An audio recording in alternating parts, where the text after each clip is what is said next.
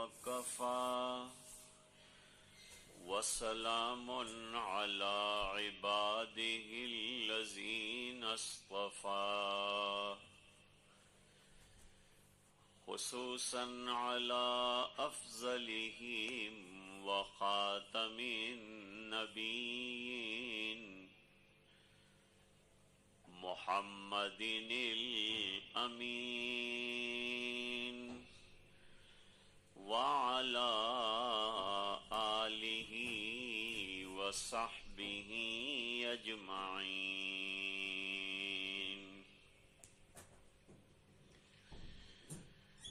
أما بعد فأعوذ بالله من الشيطان الرجيم. بسم الله الرحمن الرحيم.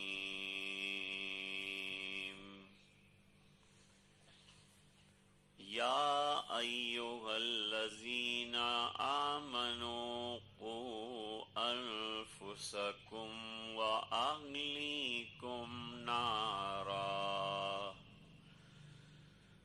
وقودها الناس والحجارة صدق الله العظيم.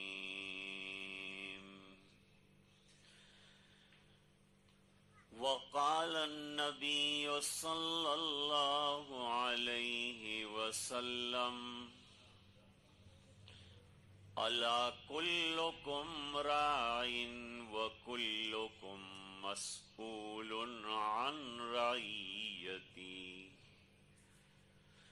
أو كما قال عليه الصلاة والسلام. وصدق رسوله النبي الأمي الكريم. اللهم صل على سيدنا محمد وعلى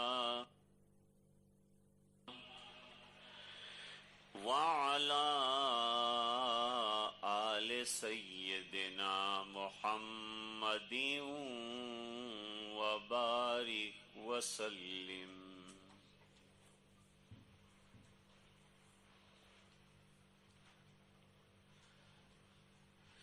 بستان الہدایہ کے اس سالانہ اجلاس میں تشریف فرما علماء کرام اور مہمانان اعظام، بچے اور بچیاں اور حاضرین مجلس،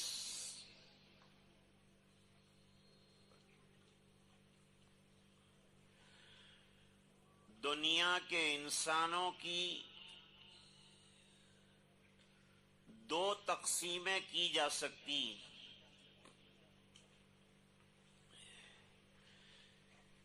ایک دنیا کا بہت بڑا طبقہ وہ ہے جس کی نظر صرف دنیا پر ہے اور اس کی فکر بھی دنیا کی ہے، اور وہ یہ سمجھتا ہے کہ جب یہ زندگی فنش ہو جائے گی تو معاملہ فنش ہو گیا، آگے کوئی لائف نہیں. فارسی کا شاعر کہتا ہے در نگاہش آدمی آب و گلست کاروان زندگی بے منزل است. اس مادی دنیا پر نظر رکھنے والے انسان کا عالم یہ ہے کہ وہ سمجھتا ہے کہ انسان कीचड़ गारे मिट्टी से बना है और मिट्टी में मिल जाएगा. There is no life after this life. So enjoy this life. इस जिंदगी को अच्छी तरह से एंजॉय कर लो, मजे कर लो, मन मानी जैसे चाहो जिंदगी गुजार लो. वो ये भी मानते हैं कि हमें किसी के सामने हिसाब नहीं देना है. तो जिस तरह से लाइफ को एंजॉय करना है उसमें जरा भी जो है हेजिटेशन नहीं होना चाहिए.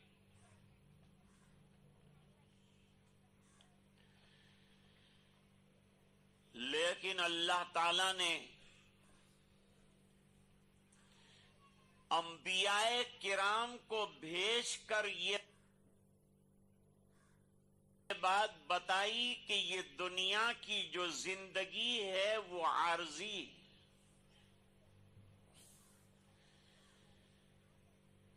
और आंख बंद होने के बाद एक नई जिंदगी आने वाली है. बरज़ख आएगा, बाद में महशर आएगा. और महशर में खड़े होकर अल्लाह ताला के यहाँ हमें हमारे अमाल का और जिंदगी का जवाब देना पड़ेगा. थोड़ा तेज कर.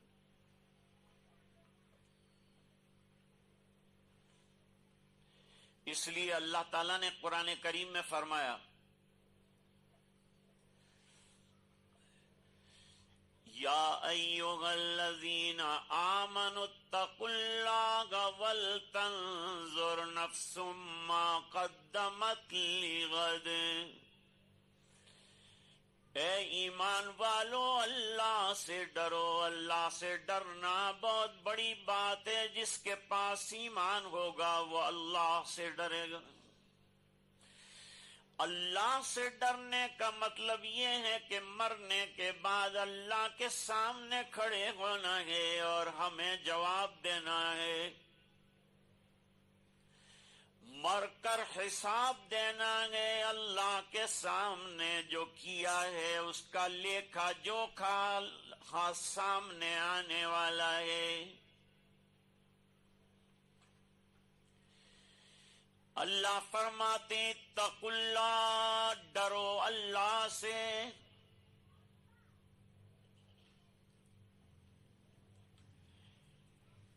जिसको आप पाइटी कहते हैं, अल्लाह का डर कहते हैं. और अल्लाह के डर का ये माना है जो जिक्र किया है. एक तो आदमी शेर से डरता है, टाइगर से डरता है, लायन से डरता है. वो डरना मुराद नहीं. ये डरना मुराद है कि मरकर अल्लाह ये लाइफ के बारे में पूरा हिसाब लेंगे तो मैं क्या हिसाब दे सकूंगा. क्या मैंने मेरी लाइफ अल्लाह ताला के मंशे के मुताबिक गुजारी है? और गुजारी है तो वहां की जिंदगी बेहतरीन जिंदगी होगी और हमेशा के लिए राहत होगी और जन्नत होगी.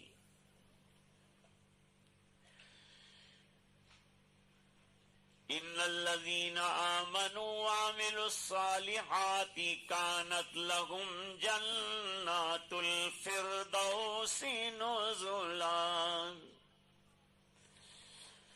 जो ईमान के साथ जिंदगी गुजारेगा, आमाले सालिहा के साथ जिंदगी गुजारेगा. ईमान का मतलब अल्लाह के ध्यान के साथ जिंदगी गुजारना कि हमारा कोई पैदा करने वाला है, हमारे आमाल को देख रहा है.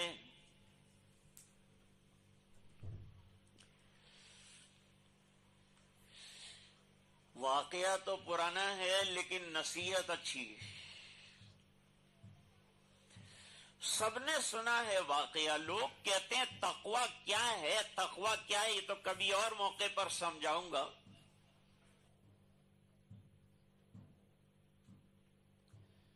हम लोग स्कूल में पढ़ते थे तो वहां پہلے اسکولوں کے سلیبس بہت اچھے ہوتے تھے، بچوں کو اچھے لیسنز جو ہیں ملتے تھے، اچھا انسان بنانے کی کوشش کی جاتی تھی، بچوں کو ایسے انسیڈنٹس پڑھائے جاتے تھے جس کی وجہ سے ان کو آخرت کا فکر بھی ہو جائے، اللہ کا ڈر بھی آئے، ماں باپ کی خدمت کا جذبہ بھی آئے۔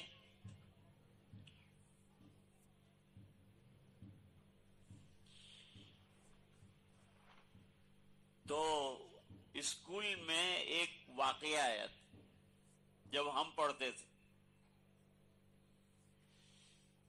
ایک باپ اپنے بیٹے کو لے کر چوری کرنے نکلا۔ چوری کس چیز کی؟ کوکونٹ کی، ناریل کی۔ چڑھے گا اوپر، اوپر سے ناریل توڑے گا، نیچے ڈالے گا۔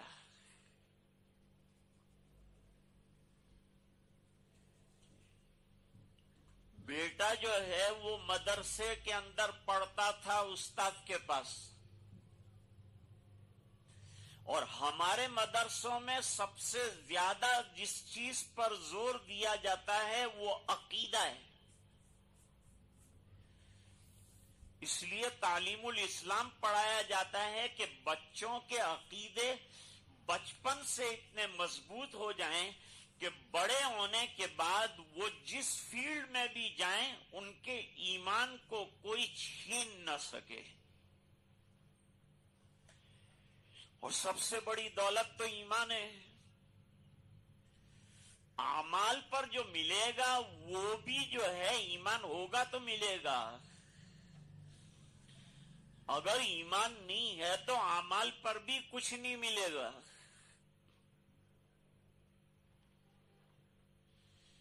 بچے نے مکتب میں استاد کے سامنے بیٹھ کر پڑھا تھا، اور بچوں کو بہت جلدی جو ہے یاد ہو جاتا ہے استاد کا پڑھایا ہوا سبق۔ اللہ نے بچوں کی میموری اتنی مضبوط بنائی ہوتی، اس لیے بچپن جو ہے علم حاصل کرنے کا بہترین موقع ہے، بہترین زمانہ ہے۔ اس لیے ماں باپ کی رسپانسبلٹی ہے کہ وہ کس طرح سے اپنے بچے اور بچی کی تربیت کرنا چاہتے ہیں۔ دینی نقطۂ نظر سے، دنیاوی نقطۂ نظر سمجھانے کی ضرورت نہیں ہوتی۔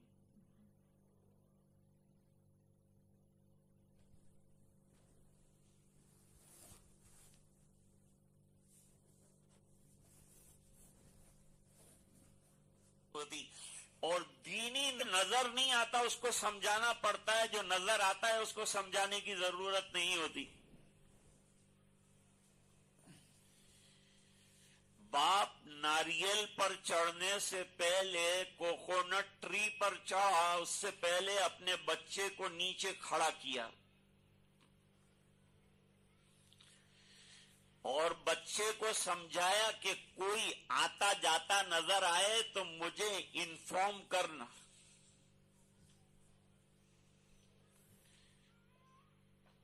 باپ اوپر چڑھ گیا، ایک دو ناریل گرائے،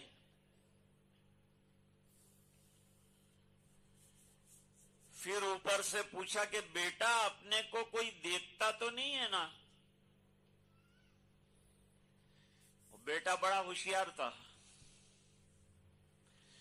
بچوں کو اللہ تعالیٰ نے فطری طور پر جو ہے کلیورنس اور عقل دی ہوتی۔ بچے نے کہا پپا آپ کو اوپر سے زیادہ اچھا نظر آتا ہوگا کہ کوئی دیکھتا ہے کہ نہیں دیکھتا، میں تو نیچے ہوں، مجھے اتنا اچھا نظر نہیں آتا جتنا کہ اوپر سے آپ کو ویژن اچھا نظر آتا ہو۔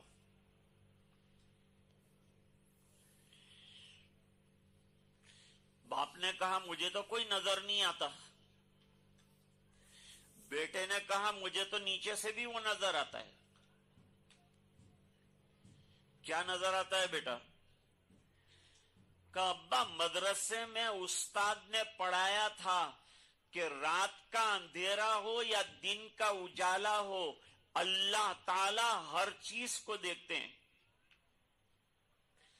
تو آپ کو کوئی نہیں دیکھتا لیکن اللہ دیکھ رہا ہے. باپ گھبرا گیا، چھوٹے بچے نے کیا نصیحت کر دی. باپ فوراً اتر گیا کہ کوئی نہ دیکھے تو کیا بات ہے، اللہ تو دیکھ رہا ہے. بس یہی خیال کہ اللہ ہمیں دیکھ رہے ہیں تو آدمی گناہوں سے بچے گا، نیکیوں کی طرف آئے گا.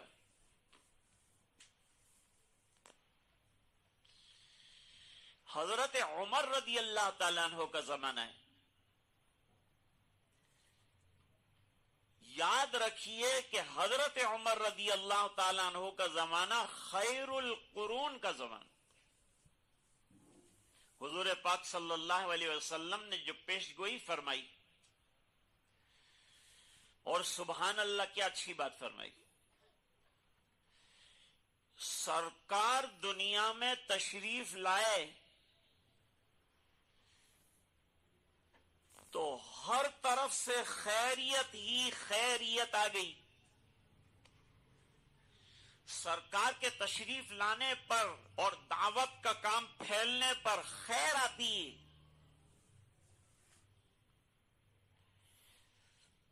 وہ خیر کیا ہے؟ حضور کے تشریف لانے سے پہلے کا زمانہ ڈارک ایج یعنی اندھیریوں کا زمانہ. جب سرکار تشریف لائے تو زمانہ بہترین بن گیا، اور حضور نے فرمایا خیر القرون قرنی ثم الذین یلونہم ثم الذین یلونہم. خیر القرون پر شاید علماء کو اعتراض ہو جائے تو ایک لفظ اور ہے، خیر امتی قرنی ثم الذین یلونہم ثم الذین یلونہم. میرے زمانے میں جو لوگ ہیں وہ بہترین لوگ ہیں. خیر القرون کے معنی عمدہ زمانہ ہے. عمدہ زمانے کا مطلب یہ ہے کہ برائیاں مغلوب ہے، نیکیاں غالب ہیں. پھر سرکار کے زمانے کے ساتھ لگا ہوا زمانہ صحابہ کا زمانہ، یہ بھی بہترین زمانہ ہے. پھر تابعین کا زمانہ بہترین زمانہ. امام ابو حنیفہ رحمت اللہ علیہ تابعین میں سے ہیں، بہترین زمانے والوں میں سے ہیں. ان کی تابعیت ثابت ہے.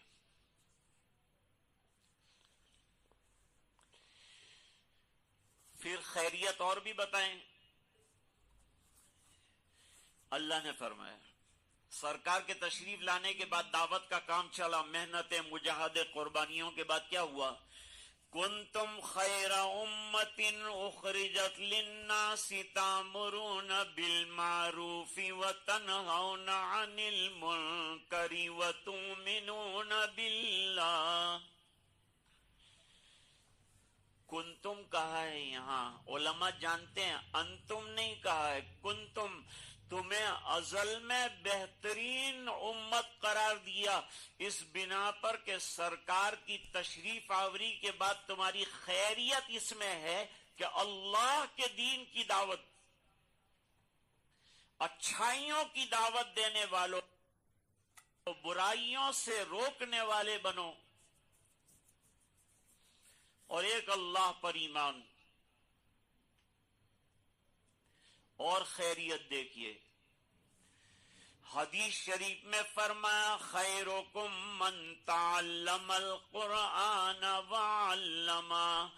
تم میں بہترین وہ ہے جو قرآن کریم کو سیکھے اور سکھائے، اور مکتب کا کام یہی ہے. اس لیے معلم بہترین خادم دین ہے اس بنا پر کہ وہ قرآن کریم کی تعلیم دینے والا ہے. تو فاروق اعظم رضی اللہ تعالیٰ عنہ کا زمانہ صحابیت کا زمانہ ہے، تو خیر القرون کا زمانہ ہوا. خیر القرون میں اچھائیاں غالب ہے اور برائیاں مغلوب ہے.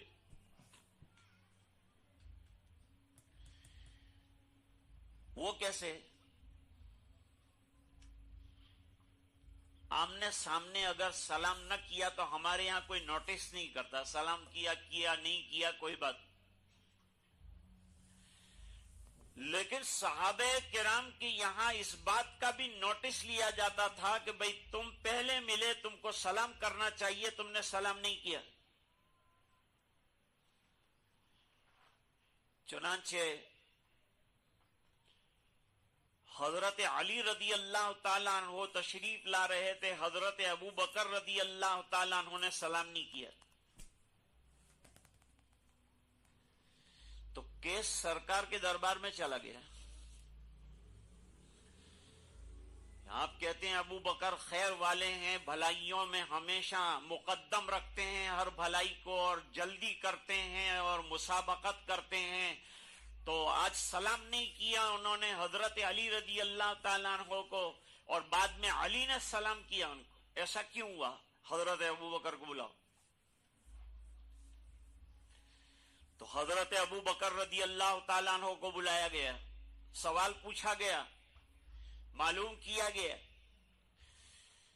کیوں بھائی علی کو تم نے سلام نہیں کیا؟ فرمایا حضور میں چاہتا تھا کہ علی کو اجر زیادہ مل جائے، کیونکہ سلام میں جو تقدیم کرتا ہے اس کو 20 نیکیاں ملتی ہے. میں چاہتا تھا کہ میرے بھائی کو 20 نیکیاں مل جائے، تو ان کو زیادہ نیکیاں دلانے کے لیے میں نے سلام کرنے میں لیٹ کر دیا. سوچ کیسی ہے وہ دیکھیے.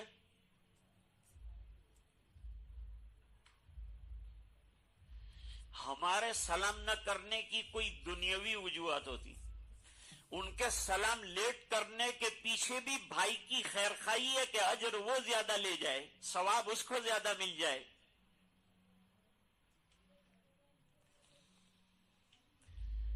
حضرت عمر کی خلافت کا زمانہ بہت مشہور ہے. ہمارے ہندوستان میں مہاتما گاندھی تھے.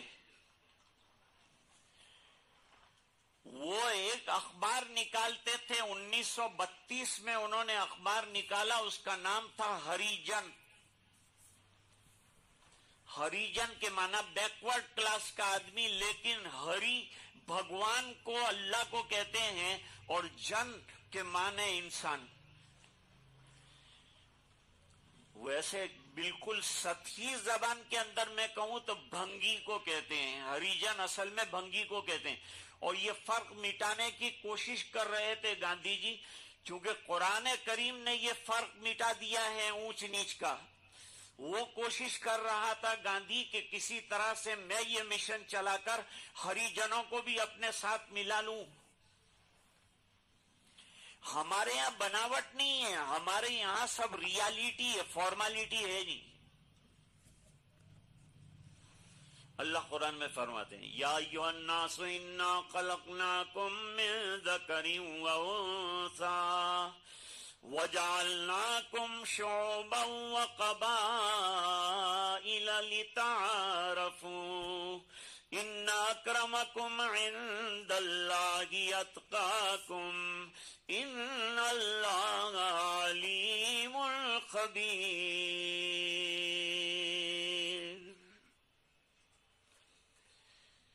اے لوگو، بھئی قرآن پورے عالم کے لیے آیا، پہلے مکے والوں کو خطاب ہے، اس کے بعد پورے عالم کو خطاب ہے.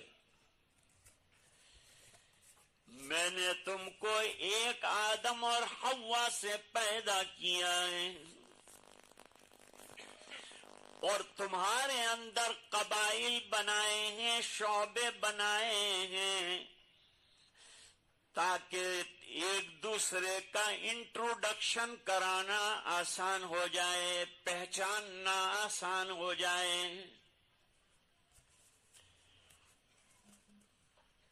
بس ہمارے یہاں یہ شیخ ہے، وہ سید ہے، وہ مغل ہے، وہ پٹھان ہے، وہ اونچا ہے، وہ نیچا ہے. نہیں، تمام مسلمان آپس میں بھائی بھائی ہیں. انما المؤمنون اخوۃ فاصلحوا بین اخویکم واتقوا اللہ لعلکم ترحمون.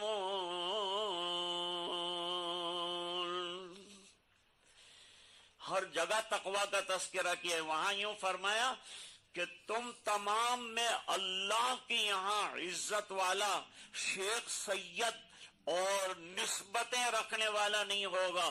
جس کو تقویٰ کی نسبت حاصل ہوگی وہ اللہ کی یہاں سب سے زیادہ عزت والا ہوگا. بیچارے اقبال کہہ گئے کہ تم شیخ بھی ہو، سید بھی ہو، مغل بھی ہو، پٹھان بھی ہو، اور یہ تو بتاؤ کہ مسلمان بھی ہو. اصل چیز تو بھائی ایمان ہے. ایمان تمام کو لا کر ایک کر. تو حضرت عمر رضی اللہ تعالیٰ عنہ کی خلافت کا زمانہ ہے.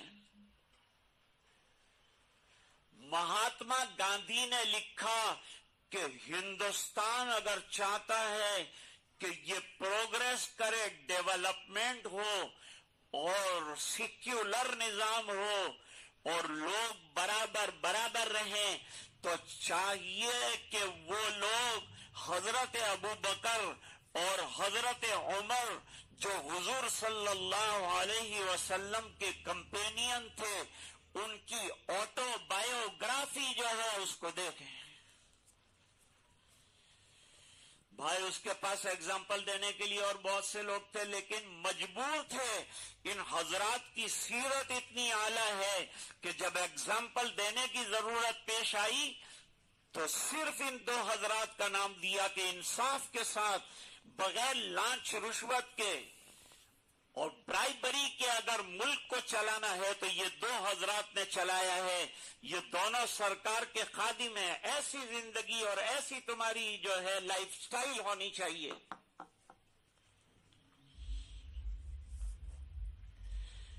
اب واقعہ سنو. پہلے ہی میں نے بتایا ہے کہ نئے واقعات 1400 سال کے بعد کوئی آ نہیں سکتے. دین کو 1400 سال ہو گئے، واقعات آتے رہتے ہیں. تو ایک ہی واقعے سے عبرت حاصل کرنی ہے. قرآن کریم میں نماز کا 65 جگہ تذکرہ ہے. کیوں آیا؟ اس بنا پر آیا کہ بھائی بتانا چاہتے ہیں کہ نماز اہم عبادت ہے. اس کا ویلیو بتانے کے لیے، اس کا امپورٹنس بتانے کے لیے بار بار اس کو مینشن کرتے ہیں، بار بار اس کا ذکر کرتے ہیں تاکہ بندے ایمان والے نمازی بن جائیں، ان کی زندگیوں میں نماز آ جائے. جتنی عبادتیں ہیں تمام میں اعظم عبادت نماز ہے. سب عبادتوں کا نچوڑ اور خلاصہ اگر تلاش کرنا چاہیں تو آپ کو نماز میں ملے گا. حضرت عمر رضی اللہ تعالیٰ عنہ نے اپنی خلافت کے زمانے میں ایک دستور بنایا تھا. دستور یہ تھا کہ روزانہ رات کو اپنی رعایا کا حال معلوم کرنے کے لیے گشت لگاتے تھے، پورے شہر کا چکر کاٹتے تھے.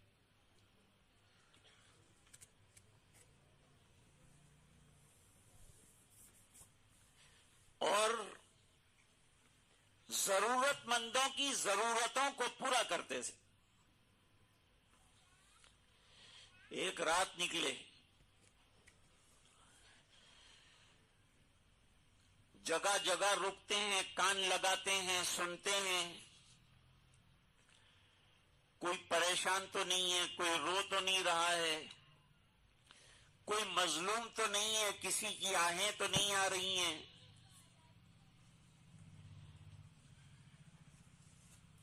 ایک جگہ ایک چھوٹا سا مکان تھا.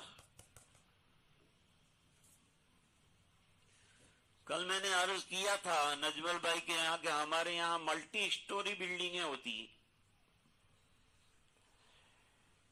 لیکن وہ ملٹی اسٹوری بلڈنگ اس بنا پر ہوتی ہے کہ ہمارے یہاں لینڈ کا پرابلم. زامبیا میں جو ہے ملٹی اسٹوری بلڈنگیں کم ہوتی ہے اس بنا پر کہ آپ کے پاس اللہ تعالیٰ نے لینڈ بہت بڑی بڑی عطا فرمائی. ہمارے یہاں کوئی فلیٹ کی جگہ لیتا ہے، ایک پلاٹ لیتا ہے تو کتنا ہوتا ہے؟ 15 بائی 45 فٹ، بس اتنے کے اندر وہ مکان بناتا ہے. آپ کو اللہ تعالیٰ نے بڑی وسعت دی، اللہ کا شکر ادا کرنا چاہیے کہ مکانوں کی اللہ تعالیٰ نے بڑی وسعت اور بڑی سہولتیں آپ کو عطا فرمائی. حضرت عمر رضی اللہ تعالیٰ عنہ وہ جھونپڑے کے پاس کھڑے رہے. اس لیے نہیں کہ خامخواہ اندر کی باتیں سننا ہے، کسی کی بات سننا اچھی بات نہیں ہے. کان لگانا کسی کی غیب اور کسی کی پوشیدہ بات پر کان کے اندر سیسا ڈالا جائے گا. حضرت عمر تو تلاش میں ہے، جستجو میں ہے کہ کوئی سنوں میں اور کوئی مظلوم کی داد سنوں میں تو میں اس کو مدد کر دوں، تعاون کر دوں، اس کو ہیلپ کروں، یہ مقصد ہے. ایک جگہ ایک بوڑھی عورت کی آواز وہ جھونپڑے میں سے آئی. یہ جھونپڑے والے جو ہے دودھ بیچتے تھے، ملک. بوڑھی ماں نے اپنی جوان بیٹی غیر شادی شدہ تھی، اس سے کہا کہ بیٹی ذرا ابھی جو اپنوں نے بکریاں دوہی ہیں اس کے اندر پانی ملا دے دودھ کے اندر، تاکہ ذرا اس کی کوانٹیٹی بڑھ جائے تو اپنا پروفٹ کا مارجن بڑھ جائے. لڑکی نے جواب دیا، سنو بچوں خاموش رہو، ادھر دیکھو، میری طرف دیکھو، نہ سمجھ میں آئے تو ایک دن بڑے ہوں گے جب سمجھ میں آ جائے گا. بچیاں بالکل خاموش رہو، باتیں نہیں کرو.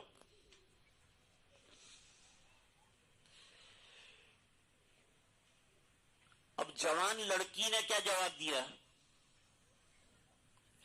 اس واقعے کے اخیر میں ایک اہم نقطہ علماء کے سامنے رکھنا ہے. لڑکی نے کہا کہ حضرت عمر رضی اللہ تعالیٰ عنہ نے دودھ میں پانی ملانے سے منع کیا ہے، مکسنگ جو ہے اس کو منع کیا ہے. ماں نے کہا کہ رات کے اندھیرے میں کہاں عمر دیکھنے آئیں گے، تو ملا دے پانی. لڑکی نے جواب دیا کہ عمر نہیں دیکھتے، لیکن عمر ہے اللہ کے خلیفہ اور اللہ دیکھتے ہیں. اللہ دیکھتے ہیں اور ہم ملاوٹ کریں یہ اچھی بات نہیں ہے، گناہ کا کام نہیں کرنا چاہیے. ماں تھوڑا جو ملے گا اس کے اوپر اکتفا کرنا چاہیے، اللہ تعالیٰ اسی میں برکتیں عطا فرما دیں گے. اللہ چاہے تو تھوڑے میں برکت دیتا ہے، اور اگر گڑبڑیاں کر دی تو بہت مال ہوتا ہے وہ بھی چلا جاتا ہے. مال تو اللہ کی نعمت ہے.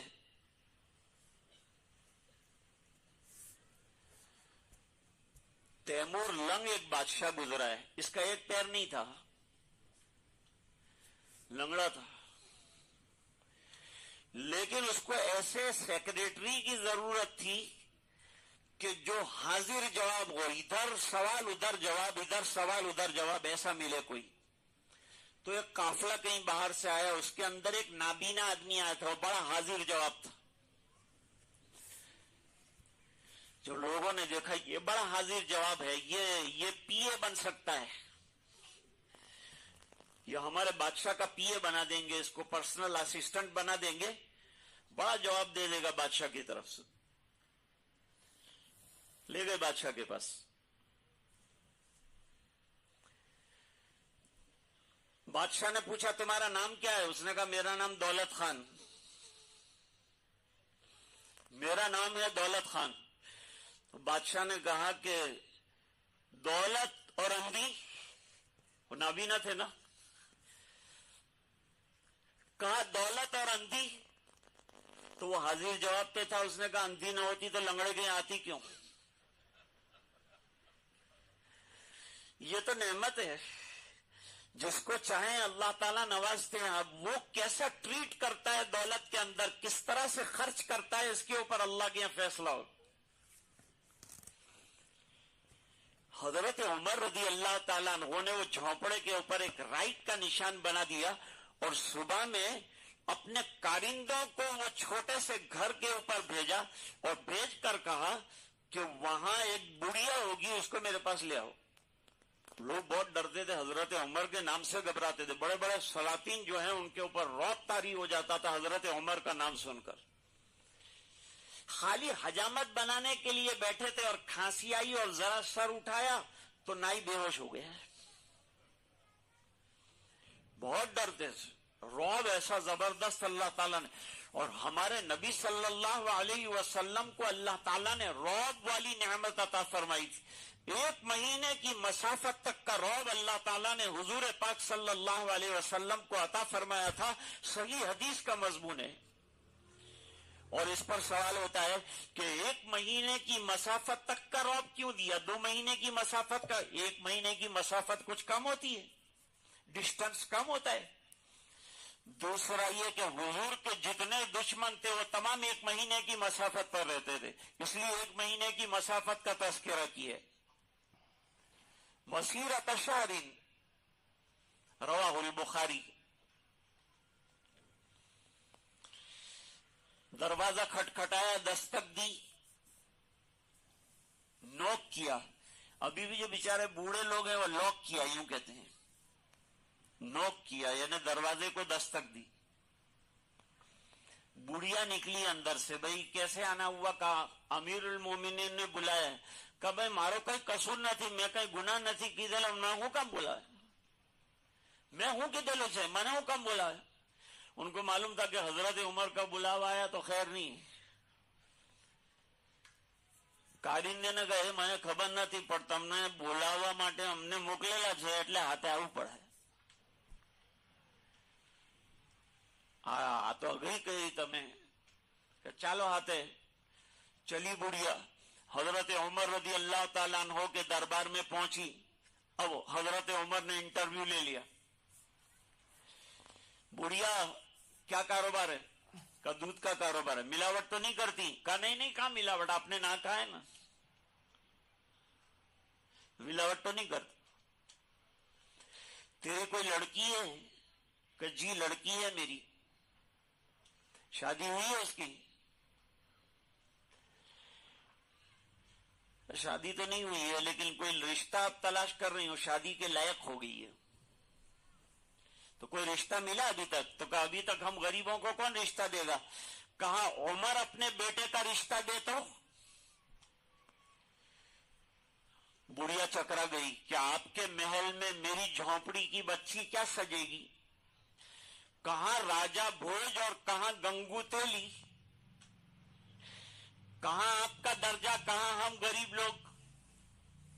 हम गरीब हैं, हमारे पास माल नहीं है, दौलत नहीं है, पैसा नहीं है, आपके घर में कैसे आएगी? हजरत उमर रदी अल्लाह ताला अन्हु ने फरमाया मैंने तेरी लड़की का जायजा और इम्तिहान ले लिया है, पास हो गई है, और तेरी लड़की के पास तकवा की दौलत है, और इतनी बड़ी दौलत है कि दुनिया की दौलत इसके सामने है.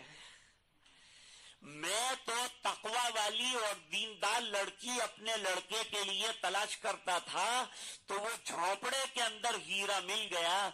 लिहाजा तेरी बेटी का निकाह मेरे बेटे के साथ होगा. हो गया निकाह, और होने के बाद आगे चलकर इसी नस्ल के अंदर उमर इब्ने अब्दुल अजीज रहमतुल्लाह अलैह पैदा हुए. जब मां नेक होगी और जब बाप भी नेक होगा तो नतीजा ये होगा कि औलाद जो होगी वो भी नेक होगी. याद रखो कि मां की गोद बच्चे का पहला मदरसा है, और मकान और घर सबसे पहला मदरसा है. उसके बाद आप उलमा के हवाले मदरसे के अंदर और मकतब के अंदर करते हैं, वहां बच्चे और बच्ची की तरबियत होती है. आपने पत्थर बना के बच्चे को रखा होता है, अल्लाह ताला उसे हीरा बना देते हैं. तरबियत के नतीजे में वो काम का बन जाता है. अभी जिन बच्चों ने और बच्चियों ने प्रोग्राम पेश किए उसके अंदर ये बात हमारे सामने आई कि जब मेहनत की जाती है तो वो ट्रॉफियां दी गई. अच्छा किया ट्रॉफियां दी, बच्चों की हौसला अफजाई, एनकरेजमेंट हुआ, लेकिन उनको बड़े ट्रॉफी देने चाहिए थे जिन्होंने इनको बनाया है. ان پر جنہوں نے محنت کی ہے اور جنہوں نے اس کے لائق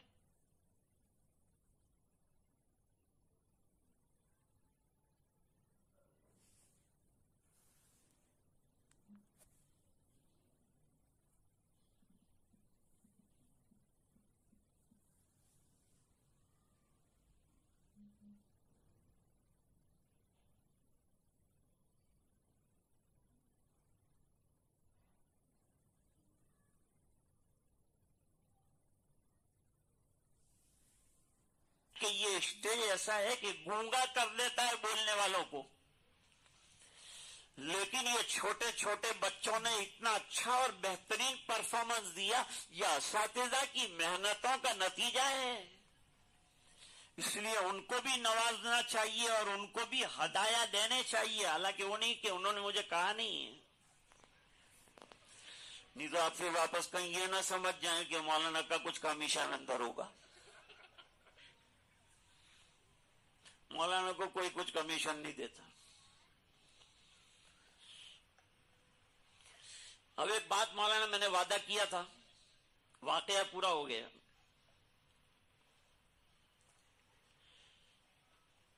واقعہ تو یہ ہوا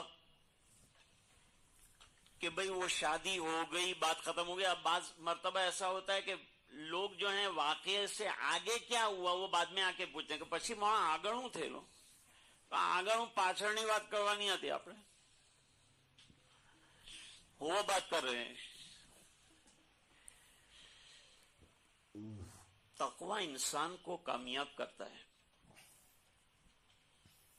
خیر القرون کا زمانہ ہے مولانا،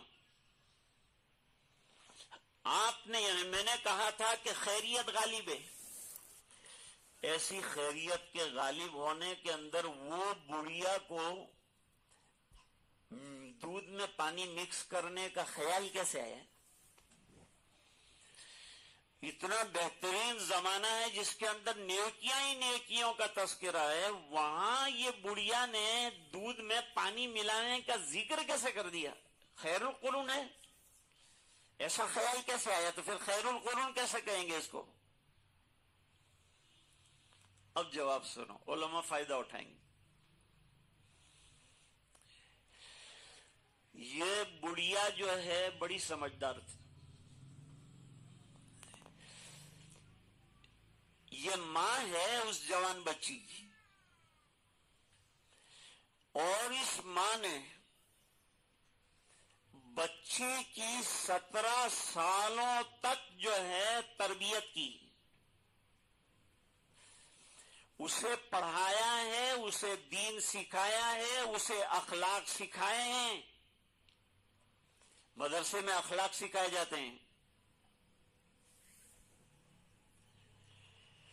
تو ماں نے اس کو اخلاق سکھائے، سچے رہنے کا سبق سکھایا ہے، جھوٹ سے دھوکے سے بچنے کے سبق سکھائے۔ 17 سال ماں کی بڑی ذمہ داری ہے اپنی اولاد کی تربیت کرنے کی۔ باپ باہر چلا جائے گا، ماں کی ذمہ داری بڑھ جائے گی۔ ویسے ماں کی بھی ذمہ داری ہے، باپ کی بھی ذمہ داری ہے۔ اللہ قرآن میں فرماتے ہیں یا ایھا الذین آمنوا قوا انفسکم واہلیکم نارا وقودها الناس والحجارہ۔ باپ کی بھی بہت بڑی ذمہ داری ہے، ماں کی بھی بہت بڑی ذمہ داری۔ حضرت حسن رضی اللہ تعالیٰ عنہ کو لے کر سرکار چل رہے تھے، راستے کے اندر ایک کھجور ملی، تو بچہ بچہ ہوتا ہے، حضرت حسن نے وہ کھجور اٹھائی، منہ میں ڈال دی۔ حضور پاک صلی اللہ علیہ وسلم نے منہ میں انگلی ڈالی اور الفاظ آتے ہیں کخ کخ، یعنی نکالو منہ سے، یہ کھجور کھانا نہیں ہے تمہیں۔ ارے نعمت ہے، کھجور کیوں نہیں کھانا ہے؟ فرمایا ہو سکتا ہے کہ یہ صدقے کی کھجور اور ہم ہاشمی ہے، صدقہ نہیں کھا سکتے ہیں، نکالو بچہ۔ بچے کی اتنی تربیت فرمائی حضور پاک صلی اللہ علیہ وسلم نے، تعلیم کا کتنا خیال کیا۔ ہماری اولاد کے پیٹ میں رزق حلال جائے اس کی فکر ہم کو کرنی ہے۔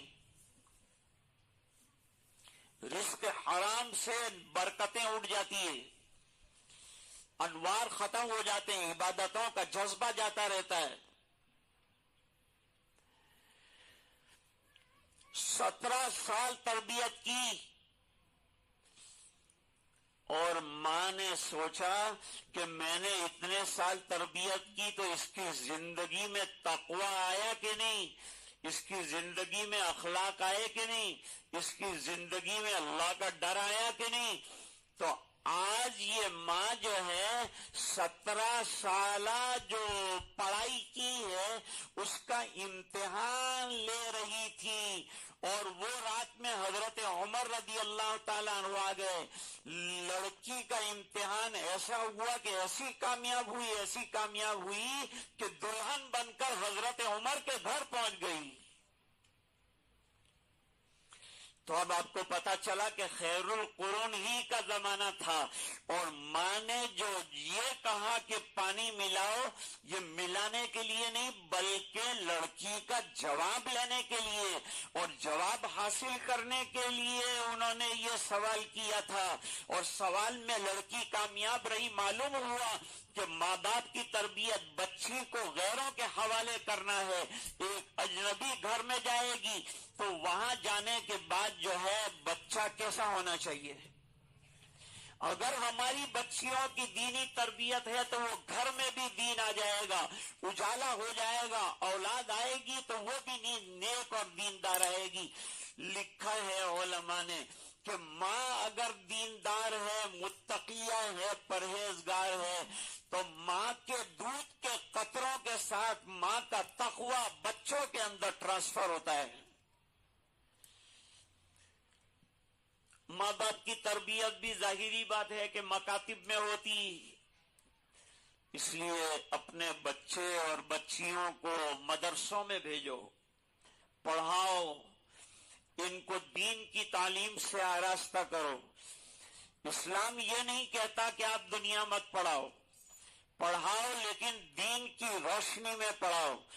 دنیا کے فتنوں میں ڈالنے سے پہلے ان کو قرآن کی تعلیم کے انجیکشن لگا دو، ویکسینیشن لگا دو، تاکہ پھر یہ باہر کا ماحول ہمارے بچوں کو خراب نہ کر سکے، ان کا ایمان محفوظ رہے، ان کا ایمان سلامت رہے۔ اس بنا پر سرکار نے فرمایا کہ everyone amongst you، تم میں سے جتنے لوگ ہیں وہ تمام کے تمام جو ہیں رسپانسیبل ہیں، اپنے چلڈرن کے لیے، اپنے بچوں کے لیے ذمہ دار ہیں۔ ان کی گھر پر بھی تربیت کرنی ہے، اور گھر پر تربیت کرنے کے لیے مربی کا دیندار ہونا ضروری ہے، تو ہماری زندگیوں میں دین آئے گا۔ اور دین آنے کا طریقہ یہ ہے کہ ہم علماء کے پاس بیٹھتے رہیں، ہم بیانوں میں بیٹھتے رہیں، ہم خانقاہوں کا رخ کریں، ہم دعوت کے راستے میں چلتے رہیں، تو انشاءاللہ الرحمن سب تعلیم اور تربیت کے ذریعے سے ہماری نسلوں میں دین آئے گا، ہمارے اندر بھی دین آئے گا، اور یہ ذمہ داری دوسروں کو ملے گی۔ قیامت تک اس ذمہ داری کو نبھانا ہے اور پورا کرنا ہے۔ یہ بستان الہدایہ یعنی ہدایت کا باغیچہ ہے اور گارڈن ہے، اس کے اندر یہ چھوٹے چھوٹے فلاورز ہیں جو علم حاصل کر رہے ہیں، اور انہوں نے کیا پایا کیا کھویا اس کا جائزہ آپ نے خود جو ہے چند نمونوں کے ذریعے سے دیکھا۔ اللہ تعالیٰ ادارے کو ترقی عطا فرمائے۔ ماما صاحب نے مجھے 10 سال کے بعد جو ہے دوبارہ آپ کے ملک میں یاد کیا، بلایا۔ میں ان کا شکر گزار ہوں کہ انہوں نے ایسے موقع پر مجھے یاد کیا جب ان کے یہاں جلسہ تھا۔ میں کہاں جلسے میں شامل ہو سکتا تھا، لیکن یہ اللہ تعالیٰ کا کرم کہ دعائیں آپ حضرات کی رہی اور حضرت کی توجہ رہی، تو آپ کے سامنے بیٹھا ہوں، دین کی باتیں کر سکا، آپ سے مخاطب ہو سکا۔ اللہ تعالیٰ یہ جو باتیں کہی گئی ہیں اس پر ہمیں عمل کرنے کی توفیق عطا فرمائے، اور یہ اداروں کو ترقی عطا فرمائے۔ مدرسے کے سامنے عزائم ہیں، بہت سے مقاصد ابھی باقی ہیں، اللہ تعالی اس کو پورا فرمائے، مکمل فرمائے، رکاوٹوں کو دور فرمائے، اساتذہ کی محنتوں کو اپنے فضل سے منظور و قبول فرمائے، اور اللہ تعالی آپ حضرات نے، میں نے سنا کہ اتوار کے روز آپ حضرات بہت آرام فرماتے ہیں، لیکن آج آپ نے آرام کو قربان کر دیا اور دین کی نسبت سے آپ جو ہے یہاں تشریف فرما رہے۔ اللہ کی ذات سے بہت امید ہے کہ اس کا اجر اللہ تعالی آپ حضرات کو ضرور دیں گے، اور یہ بچوں کے لیے انکریجمنٹ کا ذریعہ بن جائے گا، حوصلہ افزائی کا ذریعہ بن جائے گا۔ اللہ تعالیٰ آپ کے تشریف لانے کو قبول فرمائے، ادارے کی ضروریات کا غیب سے تکفل فرمائے، ماما کی زندگی میں برکتیں عطا فرمائے، دوسرے جتنے ادارے عقیدہ حقہ سے متعلقہ چل رہے ہیں ان تمام کو اللہ تعالیٰ محفوظ فرمائے، ترقیات سے مالا مال فرمائے۔ وآخر دعوانا ان الحمد للہ رب العالمین برحمتک یا ارحم الراحمین۔